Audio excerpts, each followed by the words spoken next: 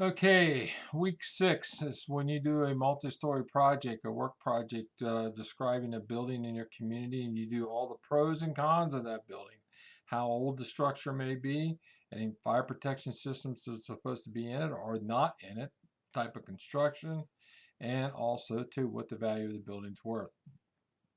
This could be an apartment complex, can be an office building, can be anything of your choice. It's just got to be multi-story.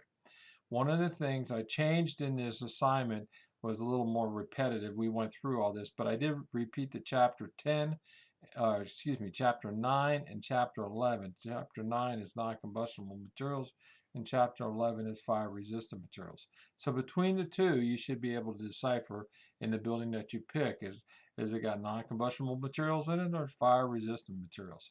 So please take some time, do a nice job for me on this one, because we're not going to be talking about line of duty deaths or anything like that.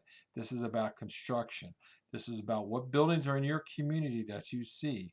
So pick out a good one and do it, and you'll be surprised. At the end of the day, you'll see the pitfalls if it's a lightweight steel building, but made out of non-combustible materials.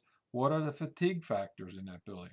Is it tilt-up slab construction if it's a commercial building, or is it just a plain stick building built multiple stories?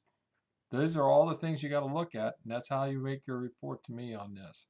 Quite frankly, I suggest if you can get pre-plans or um, a blueprint showing the outline of the building, it would be nice to attach that to the appendices in your paper. And if you want to put drawings and pictures in, that's perfectly acceptable.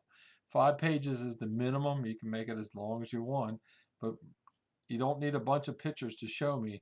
Basically, you need to prove to me that you looked at this building and you examined the construction of it and how it's going to sustain itself and with the fire protection systems or fire protections built into the building. Have a good one. Enjoy week 6.